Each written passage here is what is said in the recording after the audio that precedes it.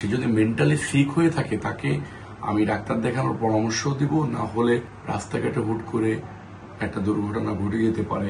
হয়তো কেউ একটা চট থাপ্পড় দিল বা পাগল ভেবে রাস্তায় বেঁধে রাখলো, গাছের সাথে বেঁধে রাখলো। নাসিরউদ্দিন পাটোয়ারি একটা দলের সদস্য, তারা নতুন একটা দল করেছেন। তাকে নিয়ে নানান মন্তব্য আছে, বিতর্কিত মন্তব্য আছে।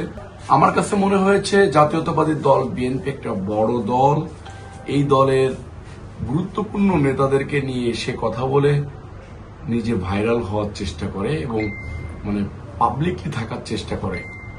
তার এলাকাতে দেখেছি তার বিরুদ্ধে জুতা মিছিল হয়েছে, ঝাড়ু মিছিল হয়েছে।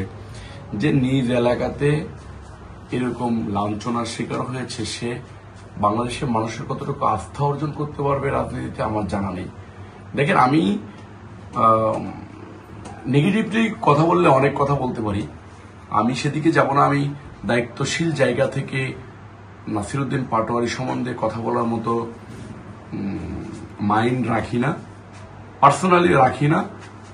আমি তার সম্বন্ধে অনেক নেগেটিভ কথাবার্তা শুনেছি, বিভিন্ন কিছু খাইটায় বিভিন্ন জায়গা থেকে বিভিন্ন অকারেন্স করে থাকে। আসিফ নজরুলের বাসার একটা ঘটনা আছে, শুনেছি। তো আমার কাছে কথা হচ্ছে যে সে যদি রাজনীতি করতে চায় তাহলে নিজের শ্রম মেধা দিয়ে পলিটিক্স করে মানুষের মন জয় করে ভালো হোক, ভালোভাবে রাজনীতি করে মানুষকে ভালো কিছু দিক, আমি সেটা তাকে পরামর্শ দেব। বাট মানুষের কে কটু কথা বলে মিথ্যা প্রোপাগান্ডা ছড়িয়ে নিজেকে ভাইরাল করার টেন্ডেন্সি থেকে নাসিরউদ্দিন পাটোয়ারিকে বের হয়ে আসার আহ্বান জানাবো।